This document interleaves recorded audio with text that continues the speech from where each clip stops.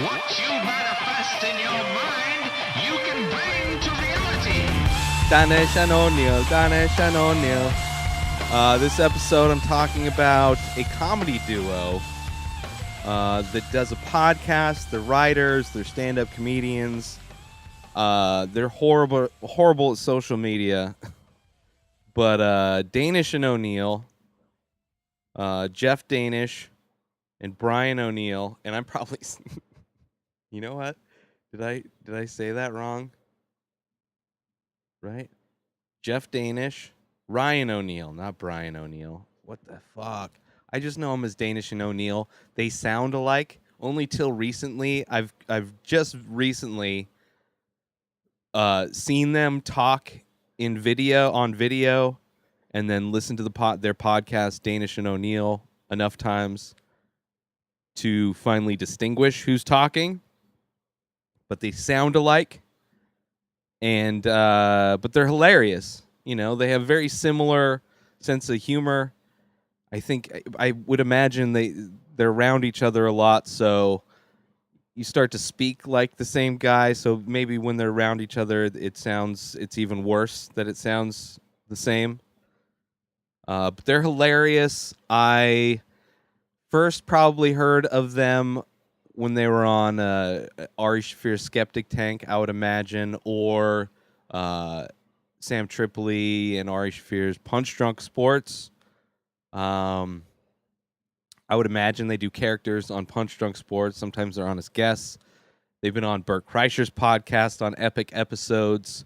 And then Ari Shaffir's podcast. I don't remember specifically what they talk about on Ari's podcast, but I know they've been on there a few times. And their podcast is basically them riffing on just obscure news that goes on with some similar callbacks to similar things. They talk MMA, which is interesting, but, you know,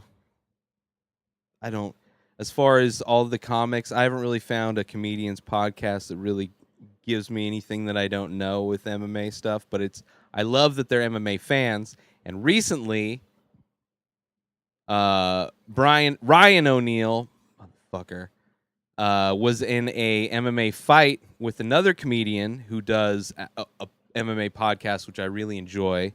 Believe You Me, Louis J. Gomez with Michael Bisping, who I love, Michael Bisping. Bisping, if you need a producer out in Southern California, I'm here for you. Or, you know, Danish and O'Neill, if you want to work together on something, let me know. I don't know. But Ryan O'Neill was just in an MMA fight at Ellis Mania. Comedian versus comedian, East Coast versus West Coast. And the fucking fight was on BetDSI, right? Not a sponsor of mine, sponsor of probably both of their podcasts. And at one point, the odds were like going in favor of Lewis, and I was totally sold on O'Neill to win it. Just the way he spoke, you know, I thought he was getting better training and kind of just kickboxes regularly versus Louis J. Gomez, who's never done anything, but he's like, you know, super dedicated, like fucking psycho dedicated, passionate about learning, just game planning correctly, like Bisping, former world champion, the UFC champion, recently retired, but just a legend in the sport. You know, helped at least game plan his thing, helped him kind of make sure. You know, I don't know how much help he actually had played in Lewis, but it seemed like Lewis set up his training right. He got sponsors. I watched clips. I mainly watched it through like Instagram stories from people that were there, just because there's a lot of comics I follow on Instagram anyway. So I think I watched Kim Condon's feed and maybe Sam Tripoli. And it was okay. I was kind of looking forward to this fight. I mean, the buildup was interesting because I know everybody involved for the most part, not personally, but I listened to their podcast. I listened to Believe You Me. Every once in a while, Legion of Skanks. I love them when they're on other podcasts. I'm a fan of all these guys. So I was looking forward to it. And it seemed like, as far as two comedians fighting, Sam Tripoli and Ari Shaffir have been rumored to be in a fight, MMA fight, at some point in the future. But I don't think they will be 70 years old and probably have to do that in the reverse Kobayashi still. But